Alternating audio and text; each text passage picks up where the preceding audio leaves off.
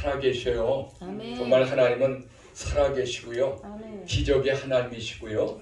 오늘 우리 삶 속에 동행하시고 함께 하시는 하나님. 아멘. 그래서 그 하나님은 우리의 아버지가 되시고 아멘. 우리의 친구가 되시기도 하시고 아멘. 우리의 주가 되십니다. 오늘 그분이 이렇게 말씀하셨어요. 요한복음 15장의 마태복음 15장의 말씀 가운데 자, 저 바리새인들을 보고 이런 말씀을 했어요. 저들이 계명을 가지고 교훈을 삼도다. 그러니까 계명을 지켜야 되는데 계명을 가지고 교훈을 만든다는 거예요. 이것이 그 시대나 이 시대나 똑같은 주님의 책망이 있는 시대인 줄 믿습니다. 오늘 저는 이런 말씀을 가지고 설교하려고 해요. 천국 열쇠가 뭘까? 여기 나오는 베드로는 누굴 이야기하죠? 우리 자신들. 우리가 정말 그리스도인이라고 한다면은 주는 그리스도시요 살아계신 하나님의 아들이라고 우리가 고백하게 되고 그분이 그리스도 나의 주 하나님이라고 고백하게 되어지는데 베드로를 우리는 연상할 수가 있어. 내가 베드로구나. 근데 주님은 그렇게 고백한 베드로에게 오늘 우리에게 천국 열쇠를 주셨어요. 이 천국 열쇠가 뭘까를 오늘 저는 말씀을 통해서 전달을 하려고 합니다. 성경의 이야기 가운데 정치, 경제, 국방, 문화, 사회 모든 이야기들은 예수 그리스도를 이야기를 합니다. 그래서 사사기 15장에 삼손이 나귀 턱뼈를 가지고 1000명을 죽인 사건도, 그리고 다윗이 골리앗을 물맷돌로 죽인 사건도, 다윗의 전쟁의 이야기 모든 이야기들은 예수 그리스도를 이야기가 되어지는 거예요. 누구하고 싸웠죠? 우상 숭배자. 우상 숭배자와 싸웠단 말이죠. 오늘 마태복음 16장의 1절과 4절을 보니까 이런 말씀이 나와요. 어떤 말씀이 나오냐면 바리새인과 사두개인들이 예수를 시험하러 오셨어요. 그리고 이제 이 시대의 표적을 보여주기를 원하셨던 그들의 마음 가운데 일침을 놓는 거예요. 일침. 너희에게는 요나의 표적밖에는 보여줄 것이 없다. 참 저는 이 고민을 많이 했어요. 요나의 표적이 뭘까? 정말 많은 여러 가지로 이제 제가 설교를 해왔지만, 이것처럼 확실한 의미를 가지고 제가 설교한 적은 거의 없어요.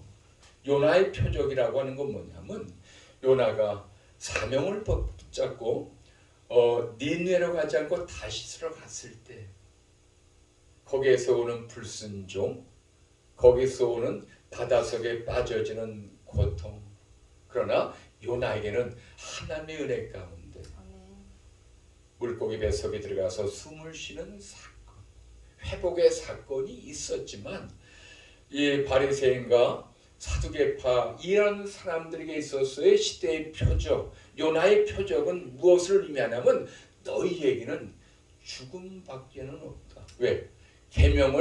계명을 지켜야 되는데 그걸 가지고 교훈 삼아서 사이비를 만들고 교주의 역할을 하고 시대의 아픔 가운데 상처를 주고 고통 가운데 어려움을 주는 그런 사람들이 되어졌기 때문에, 그래서 요나의 표적은 회복 불능이라고 하는 거예요. 바닷속에 빠져지는 요나. 그러나 오늘 우리에게 하나님의 은혜가 더해졌는지 믿습니다. 말씀 계명을 지키는 것은 뭐냐면 말씀대로 살아간다는 걸 의미하는 거예요. 근데 바리새인들 또 부활을 부정하는 사두개파들은 정말 요나의 표적밖에는, 오히려 부활을 부정하는데 그들에게 구원이 있을까요? 다시 기회가 있을까요? 회복이 없어요. 말씀을 가지고 새롭게 자기들의 의미를 가지고 바꾸며 살아가는 그들에게 있어서 구원과 영생의 삶은 이룰 말을 할 수가 없죠. 저들에게는 기회가 없다는 거죠. 그런 맥락에서 오늘 천국 열쇠, 오늘 우리가 베드로처럼 신앙 고백을 하고 예수님을 나의 구세주로 영접하고 믿음으로 살아가는 우리에게 아멘. 첫 번째 천국 열쇠의 의미는 음부의 권세를 이기지 못하는 권세예요. 할렐루야. 왜? 이 반석 위에 교회를 세운다고 했는데, 아멘. 그러면 교회의 머리는 누구죠? 예수 그리스도. 아멘. 오늘 무형의 교회가 우리 성전의 교회란 말이죠. 이 고백이에, 이 신앙 고백이에 내가 그리스도 안에서 성전이 되고 아멘. 주님의 아들이 되었다라고 이야기할 때 천국 열쇠의 의미는 영생의 삶을 이야기한다는 얘기예요. 아멘. 참, 전 이걸 깨달았어요. 많은 분들이 기도야, 천국 열쇠는 기도야. 근데 중요한 건 기도를 많이 하고 응답을 많이 받았어도, 은사 능력이 나타나서 역사가 이루어져도 말씀 안에서의 삶이 없다면은 버려지는 인생이 오늘 저와 여러분의 삶이라고 하는 것을 성경을 통해서, 왜? 시대의 마지막은 심판이 있고요. 요한복음 5장의 마지막 말미에서도 정말 그리스도의 말씀 안에서 지켜 살아가는 자들에게 영생의 부활로, 아멘. 그 말씀에 불순종하는 사람에게는 심판의 부활로 나가리라. 아멘. 고린도서 4장 10절의 말씀도 너희가 선악간 행한 것을 심판하리라. 아멘. 그런데 오늘 우리는 기도의 중요성만 발견하지요. 왜? 우리가 말씀을 지켜나가는 첫 번째 원인의 의미를 가지고 있다면 두 번째, 기도의 힘을 쏟아 부어야 돼요. 할렐루야. 왜? 하나님의 말씀을 내 안에 성전에 담아서 그 말씀 안에 살아가는 우리는 그 말씀을 지켜내기 위해서 세상과 싸워야 되고요. 십자가를 지고 나가 싸워야 되고요. 주님 말씀 안에 살아가는 그 기쁨 속에서 환난을 이겨나가야 되니까 기도가 필요한 거예요. 아멘. 하나님은요, 시대마다 환난과 고통과 아픔을 주셔서 기도하라고 말씀하셨어요. 아멘. 기도해라. 요한복음 15장 7절의 말씀 가운데서도 너희가 내 안에, 내 말이 너희 안에 있으면 무엇이든 구하라, 내가 이루리라. 할렐루야. 아멘. 기도를 강조하셨어요. 내 말이 너희 안에 있으면. 주님의 말씀이거든요. 내 말이라고 하는 건 주님의 말씀이에요. 내게 주신 사명, 내게 주신 말씀, 신구약의 66권의 말씀이 믿어지는 그 말씀이 순종이 돼서 기도가 될 때 오늘 우리의 삶에서 못 이룰 곳이 없는 기적의 사랑. 그래서 주님은 오늘 우리에게 말씀하신 게 뭐냐면 너희들은 나보다 더 큰 일을 행하리라. 할렐루야. 한번 따라해서 나는 주님보다 더 큰 일을 하리라. 우리가 그렇게 하고 있어요. 지금 우리가 일을. 우리 목사님 또 캄보디아를 또 가신다고 하는데, 야, 후임자가 세워지기까지 거기 있어야 돼. 이 말씀을 들으니까 마음에 눈물이 나와요. 마음의 눈물. 목사님 자신은 어떨까요? 후임자가 와야 거기서 오신다고 하는 그런 외줄타기, 왕복 티켓 다 끊으셨대요. 편도를 끊으셨대요. 편도 끊고 후임자가 오니까 제 말씀을 들을 때 내가 선교사를 갈까? 목사님 오시고 그 마음 제가 가지겠었어요. 야, 내가 가야 될까? 우리 목사님 한번 기대해 보세요. 이런 마음이 저절로 와요. 그러니까 주님 말씀처럼 듣는 거죠. 우리 목사님의 말씀 한마디가 내 마음이 움직여지니까요. 그러니까 기도 안 할 수 없죠. 이제 목사님 빨리 보기 위해서는 또 후임자가 와야 되고 그 교회가 온전하게 세워지는 그런 기쁨의 교회가 될 줄 믿습니다. 우리가 주님의 일을 주님보다 더 크게 확장해서 하고 있다는 사실을 알게 돼요. 저도 많은 걸 보고 깨닫는 가운데 있습니다만은 이 말씀이 기도의 우선이 아니구나. 천국 열쇠를 여는 것은 음부의 권세가 이기지 못하기 때문에. 아멘. 자, 그러면 음부의 권세를 이기려면 어떻게 하죠? 말씀의 순종밖에 없는 거예요. 그래서 그 말씀의 순종을 위해서 우리가 기도하는 거지, 천국을 열어서 응답받는 목적으로 천국 열쇠를 주실까요? 아니에요. 주님 그런 분 아니에요. 주님은 손해보는 분이 아니에요.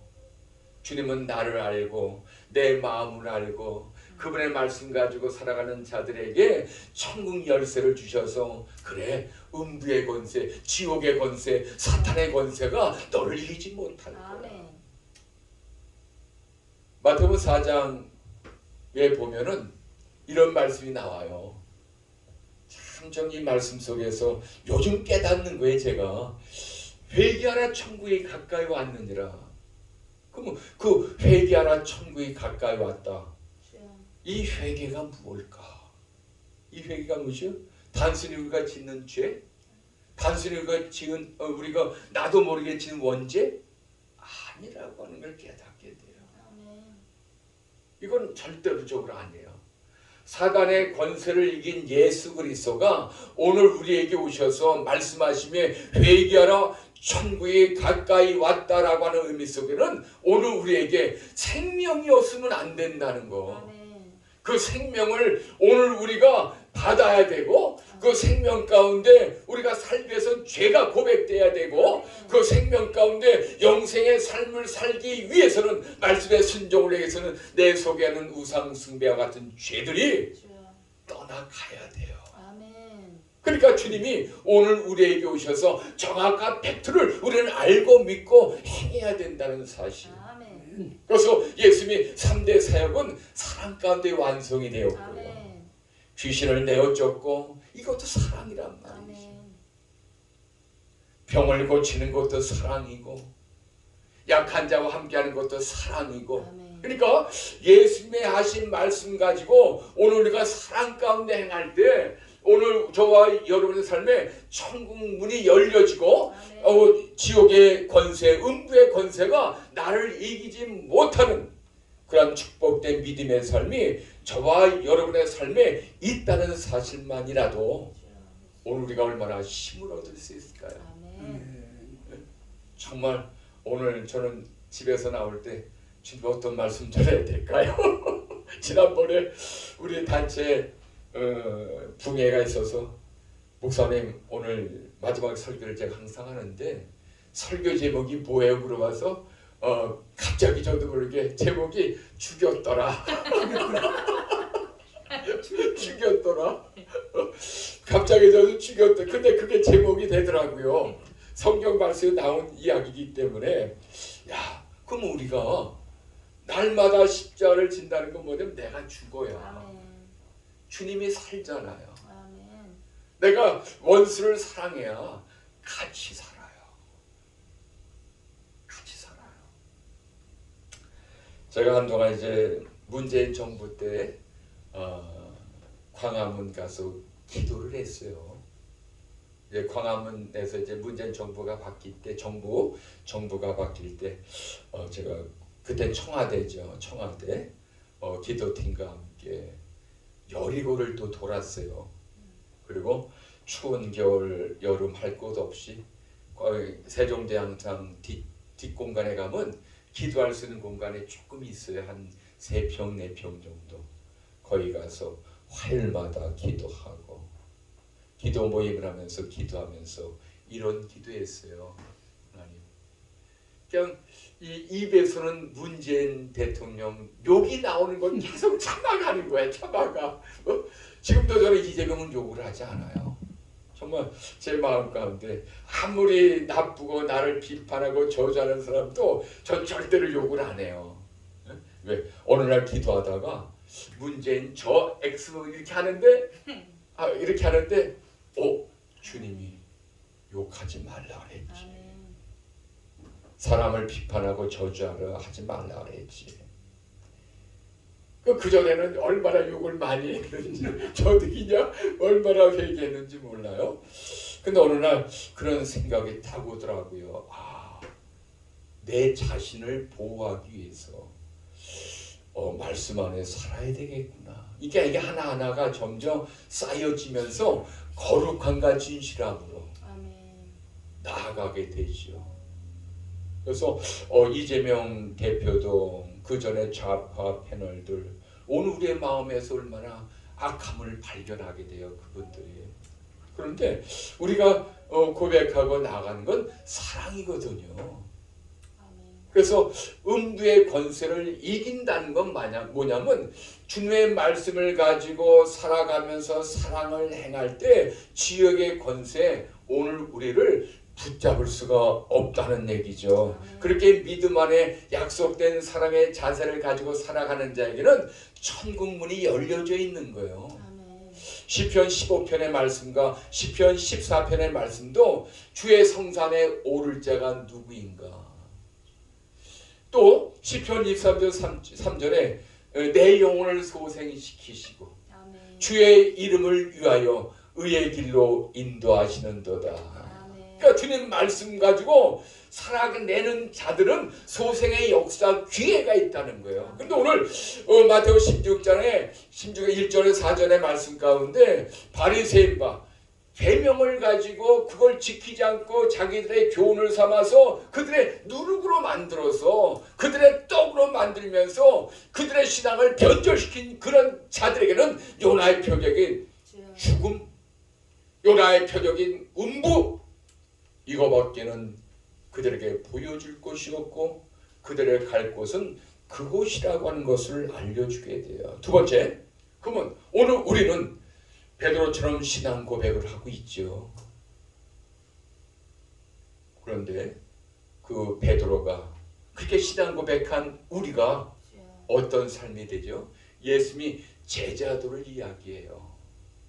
내가 예루살렘에 올라가서 고난을 받고 제3일에 이제 죽는다. 십자가에 죽어.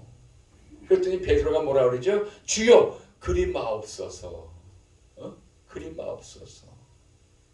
그랬더니 예수님이 사탄아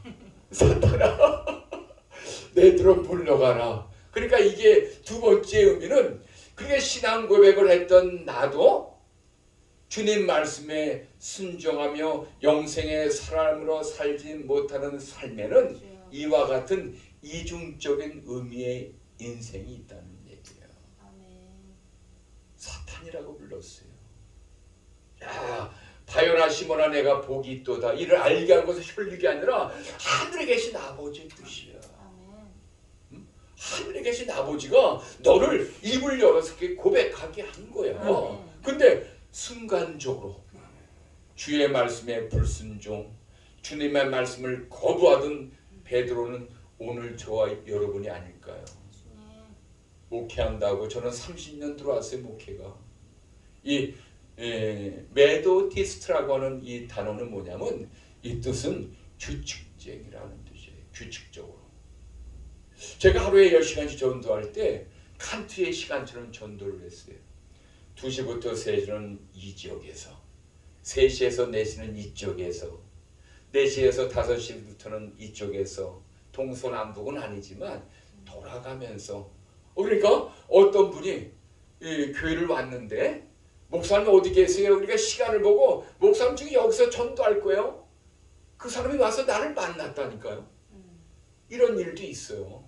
그러니까 규칙적으로 오늘 저와 여러분 말씀을 정말 변개시키지 아니하고 내가 그 주님의 말씀을 변동을 시켜서 누룩으로 내 편의주의로 내 삶의 소망 가운데 그것을 나의 이익으로 한다면은 절대적으로 하나님 역사하지 않고 오늘 주님의 마지막 심판대의 자리에서 오늘 우리는 나는 너를 모른다고 말씀드릴 수밖에 없는 사탄아 내 뒤로 물러가라 하는 그런 사람들이 베드로는요 순간적으로 이때 그 말씀을 들어 주님 말씀 안에서 성령 충만해서 주의 말씀이 생각나서 주님 말씀을 가지고 살아내는 그런 몸부림고 있었지만 오늘 우리는 그걸 깨닫지 못하고 죽음을 맞이하거나 죽음 직전에 주님이 오셔서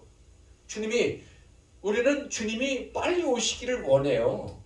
기다리는 분이 있어요. 또 휴거를 기다리는 분도 있고 근데 그분의 삶 속을 보니까 그게 아니에요. 왜 기다리기만 하죠? 내가 십자를 지고 주님 말씀대로 살아가는 그 의미 속에서 음부의 권세가 내게 탓하지 못할 그 믿음의 역사의 삶을 내가 살고 누려야 되는 그 은혜의 축복은 왜 만들어가지 못하지? 사람들을 기쁘게 하고 사람들을 영화롭게 하는 삶 속에서 축복을 하고 나를 비방하는 자들에게 사랑을 주면서 함께 친구가 되는 그런 삶을 왜 못 만들지요? 바울은요, 선교와 전도를 이뤘는데 핵심이 여기 있어요. 세계 선교 얼마나 좋아요. 근데 그가 또 말하는 전도는 핵심은 여기 있는 거예요. 어떤 전도? 이웃과 함께하는 전도예요. 정말 선교를 통해서 그곳에 교회가 세워졌으면 그곳에 교회가 부흥과 성장과 하나님의 역사를 위해서 어떤 일을 했는가? 성도들을 돌봤단 말이에요.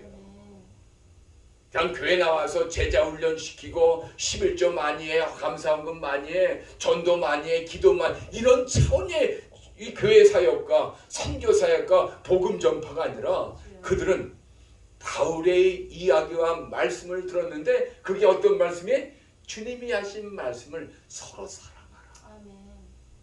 서로 축복하고 서로 협력하고 서로 도와주고 서로를 위해 돌봐야 되고 서로를 위해서 은혜를 누리는 귀한 삶은 나눔과 초대교회를 만들었다는 사실이에요. 그게 오늘 광명은혜로교회가 해야 될 일이 초대교회를 만드세요. 우리 목사님은 충분히 하실 수 있어요. 정말 그 시장에 가서다 그렇게 말씀하시고 사람을 만날 때마다 이렇게 말씀하시는 의는 여기 다 채워지는 은혜. 이거 반드시 일어날 줄로 믿습니다. 축복합니다. 그래서 바울이 복음 전파는 복음의 핵심 전도의 삶은 이웃과 함께하는 거였어요. 한국교회가 놓치는 거 이웃이 없어요. 자기들끼리 초대교회야. 그러니까 원수도 자기들은 사랑한대요. 원수들도 자기는 아니 도둑놈 집에 가면 도둑들이 사랑해 서로. 오늘 밥 먹었어? 아버지 강도가 아들 강도에게 오늘 좀 일이 어땠냐? 잘 됐냐? 이렇게 물어본다는 얘기죠. 응? 아니 나쁜 사람들도 그렇게 서로 사랑하고 묻는데 하물며 너희들은 주님의 몸으로 십자를 지으신 그 사건으로 사랑하라. 아멘. 이 은혜가 음부의 권세가 이기지 못하는 귀한 삶인 줄 믿습니다. 이제 결론을 맺습니다. 오늘 우리의 삶을 되돌아볼 때 참 우리는 동전의 양면성을 가지고 있어요. 이사야 58장에 금식 이야기가 나와요. 금식을 해서 응답받는 게 아니에요. 이사야 58장은 그거였습니다. 이제 너가 금식을 하고 이제 금식을 하나님께 마치고 난 다음에 해야 될 일의 사명을 주셨어요. 그건 바로 이제 너가 금식을 했고 이제 너가 금식을 다해서 하나님의 은혜 가운데 새 힘을 얻어서 해야 될 일의 첫 번째는 뭐냐면 이웃과 함께하라. 이웃이었어요. 그래야 물된 동산의 축복이 이루어지는 거예요. 이게 12절이거든요. 그러니까 9절부터 10절과 11, 12절의 말씀이 너가 금식을 해서 하나님 앞에 새 힘을 얻고 강건한 은혜 가운데 회복이 돼서 그 삶 가운데 물된 동산이 이루어지는데 조건은 바로 이웃과 함께하라. 어려운 자들과 함께하는 그 은혜가 오늘 저와 여러분 삶에 이루어지기를 바랍니다. 그래서 이사야 58장 1절부터 6절까지 이야기는 뭐냐면 너희가 아무리 금식해도 기도해봐라. 안 듣겠다는 거예요. 두 가지가 있어요. 너희가 금식을 하며 기도해봐라. 내가 응답 주리라. 이 두 가지가 같이 섞여 있어요. 이사야 58 1절부터 5절까지 그런 의미를 갖고 있는 거죠.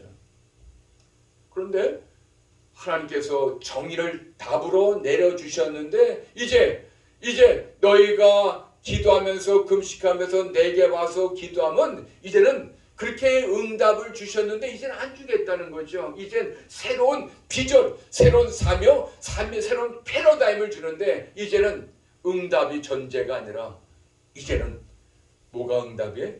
말씀을 가지고 새 힘을 얻어서 이웃과 함께하는 삶을 살아갈 때 번성의 축복, 하늘문이 열려지는 그 은혜가 너희에게 축복의 은혜로 임한다는 것. 이것이 오늘 우리의 삶에서 적용이 되어질 때, 그렇다면 내가 베드로란 말이죠.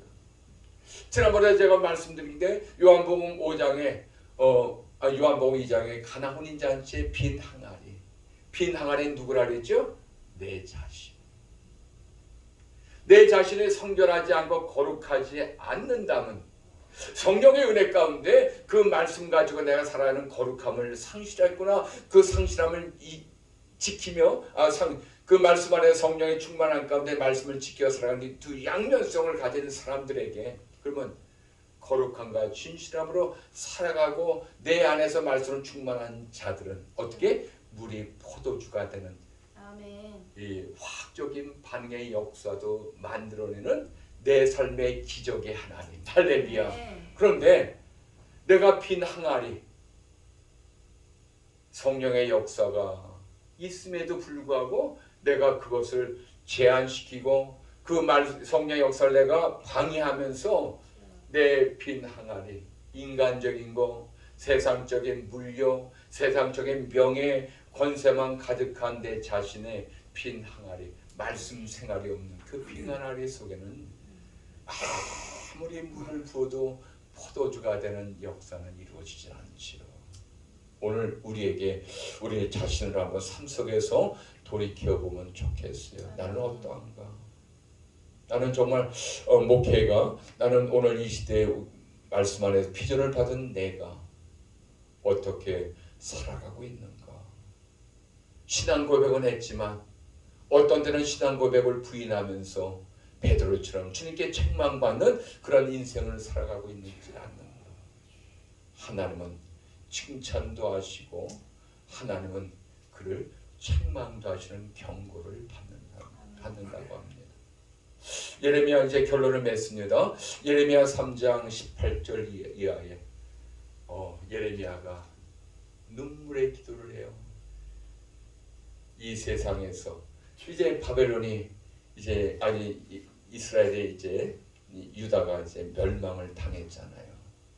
이제 아무리 봐도 소망이 없어. 자기가 하나님의 음성을 듣고 항복하라, 전쟁하지 마라, 전쟁하면 죽으니까 싸우지 말고 항복해라. 매국노의 심판을 받고 시대 감옥에 갇히는 그런 수모도 고통과 아픔을 겪으면서도 정작 자기 말은 응답 받았는데 예언의 말씀은 이루어졌는데 현실의 삶을 보니까 마음이 아픈 거예요. 저 유다 사람들 보고 그들의 사회 문화를 보니까 괴롭죠. 황폐하죠. 사람이 없는 곳에 떨어진 예루살렘, 이스라엘, 유다 땅. 멀쩡한 사람들은 다 잡혀가고 포로로 잡혀가고 노약자, 병든 사람만 남아있는 예루살렘의 황무하고 황폐한 이것이 예레미야 3장 18절 이하에서 나오는 이야기인데요. 그런데 재난과 곧 탐죽과 재난을 기억해달라. 이 현실을 보니까 너무 괴로운 거예요. 근데 이 현실 속에서 하나님을 바라보니까 희망이 나오는 거죠. 할렐루야. 우리 목회지를 다시 희망의 목회지로 만들었으면 좋겠어요. 지금까지 어렵고 힘들었고 답답했고 저 음부의 건세, 지옥의 그 맛을 고통 가운데 우리가 얼마나 많이 느껴봤어요. 교회가 황무하죠. 교인들은 떠나갔죠. 코로나 이후에 또 사회 문화가 이게 변화됐죠. 공산사회주의는 만연하죠. 나라가 빼앗길 정도로 고통과 위기가 있죠. 경제는 어렵고 청년들은 살기 어렵다고 이런 시대 속에서. 그런데 아무리 봐도 희망은 없어요. 아무리 봐도 기쁨은 없어요. 근데 오늘 우리는 누굴 바라봐야죠? 주님을 바라보는데 희망이 나오는 거예요. 아멘. 그래서 그가 예레미야 선지자가 하나님께 받은 은혜, 예루살렘의 황무함이 70년 만에 마치리라. 할렐루야. 그 주님의 말씀을 생각하고 말씀을 받으니까 현실을 이길 수 있는 뛰어난 축복된 비전과 기쁨과 감사가 나오게 되어지는, 오늘 우리를 현실을 통해서 정말 하나님의 뜻이 여기인가? 정말 현실을 통해서 하나님이 내게 주신 목회가 이런 건가? 그걸 현실을 바라보지 마시고 말씀 속에 계신 주님, 주님을 바라보면서 다시 한번 새 힘을 얻고 기쁨을 누리는 우리 모두가 되기를 주의로 축원드립니다. 이번 심령 축복 대성에는 바로 주님이 내 안에 계시고, 우리가 지금까지 어떻게 살아왔든지 다시 한번 믿음 안에서 비전 가운데 말씀 안에서 다시 베드로, 두 번째 베드로, 첫 번째 베드로, 두 번째 베드로, 오늘 우리는 어떠한 베드로인가? 예레미야가 처음 하나님의 음성을 들을 때는 얼마나 괴로웠는지. 싸우지 마. 싸우면 다 죽어. 항복해야 돼. 그 말씀을 받고 얼마나 외치기가 어려웠겠어요. 매국노, 이건 아닌 것 같은데 내가 잘못 들었나? 아니면 내가 이것을 다시 한번 기도해 볼까? 그런 마음이 얼마나 많았겠습니다마는 정말 그러나 기도하는 예레미야 선지자, 하나님의 말씀에 순종하는, 그 예레미야가 받은 이 예언은 한 번도 틀림이 없잖아요. 우리가 기도하는 엘리야의 기도가 있잖아요. 열왕기상 18장에 42절 이하에 무릎 기도가 있잖아요. 야, 3년 만에 하나님의 음성이 들려지기를 이제 내가 지면에 비를 내릴 거야 라고 하나님의 음성을 듣고 하나님이 역사할 수 있는 바탕과 하나님이 역사할 수 있는 그것을 만들어 놓고 그래도 기도가 응답이 안 돼. 하나님의 음성이 응답이 없어. 비가 와야 되는데, 저 450명을 죽였는데 비가 와야 되는데 비가 안 와. 비가 안 와요. 열심히 전도했는데 교인들이 안 와. 열심히 기도했는데 응답이 없어요. 제가 오래전에 기도가, 하나님은 왜 버거리십니까? 하나님 왜 기버거리세요? 왜 듣지 않고 말씀이 없습니까? 제가 이렇게 항변하면서 기도할 때가 있었는데 제 잘못이죠. 하나님은요, 응답이 없어서 살아계시고요, 말씀이 없어서 기적이 하나님이세요. 때가 되니까 다 이루어지더라고요. 오늘 어떤 분이 있잖아요. 어떤 분이 간증인데 유언을 했대요. 돌아가시죠. 유언했는데, 야, 우리 아들 꼭 주의 종이 되게 해달라고. 근데 그 어머니가 돌아가셨어요. 응답이 됐을까요? 안 됐을까요? 돌아가셨으니까. 어머니가 그 아들 목사를 봤어요? 못 봤어요? 못 봤지요. 근데 그 기도가 10년이 지나고 20년이 지나고 30년 가까이 지나는 그때, 정확히 저는 표현을 하기 어려운데, 그분이 자기가 간증이, 그 기도가, 어머니가 죽었어도 그 기도는 살아있다. 할렐루야. 그분의 간증이 있어요. 그분의 그 간증. 오늘 우리의 기도가 그런 거 아니겠어요? 하나님 살아계시기 때문에. 그래서 오늘 저와 여러분이 정말 현실을 바라보지 못하고, 엘리야가 450명을 죽였는데 왜 하나님의 비가 오잖아요? 얼마나 주님께 항변했을까요? 그리고 다시 깨닫고 주님 말씀이 이루어지기 위해서 그 기도 한 번도 아니고 두 번도 아니고, 그 높은 산에, 그 높은 그 산을 보니까 거기는 별칙이 있어요. 그 산이 어떤 산인지 아세요? 뱀이 득실거리는 사탄의 산이에요. 엘리야가 있던 그곳에 갈멜산은요, 뱀이 많은 지역이에요. 사탄이 많더라고요. 지난번에 제가 예루살렘, 이스라엘 제가 6번을 다녀왔거든요. 절반은 전도를 위해서 한번 갔었고요. 근데 갈멜산을 가봤는데 뱀의 형상을 하고 지팡이처럼 있는 그 산의 정상에 뱀이 많습니다. 그러니까 그 의미를 갖는 사탄이 얼마나 역사를 많이 했으면. 그러니까 엘리야가 그곳에 올라가서 기도할 때 얼마나 부르짖고 기도했을까요? 비가 오기를, 주님 말씀이 이루어지기를. 할렐루야. 아니 450명을 삼민 죽였는데 어떻게 비가 오지 않으면 아무 일도 없는 거죠. 헛수고한 거예요.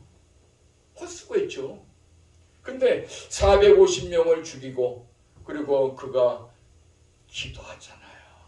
아버지 말씀을요. 얼마나 절제절명을 가지고 기도를 했으면 지중해 바다 손바닥만한 구름이 보여지면서 할렐루야. 큰 비의 소리가 들리는 그 은혜. 오늘 저와 여러분의 목회에 사역에 이 축복이 있기를 주의 이름 축원드립니다. 오늘 이 말씀을 통해서 다시 한번 오늘 우리 자신들이 축복 성회가 되시기를 바라고요. 아멘.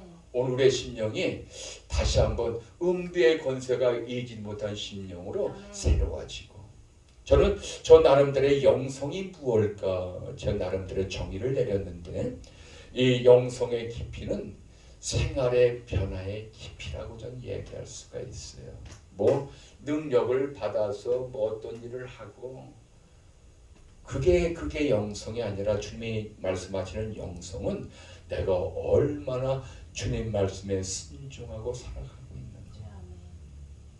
세상과 타협하지 않고 그것이 십자가가 돼서 사랑하고 있는가.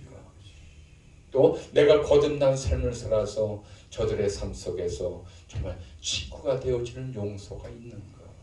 이것이 저는 영성의 깊이, 영성의 차이라고 저는 정의를 내리고 이야기합니다.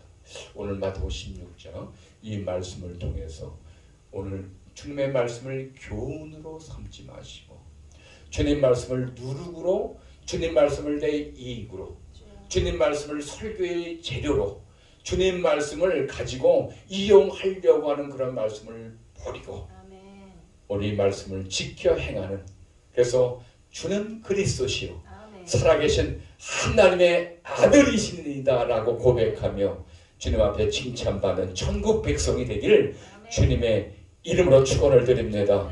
우리 다 같이 주여 삼창하면서 기도하기를 원합니다. 주여, 주여.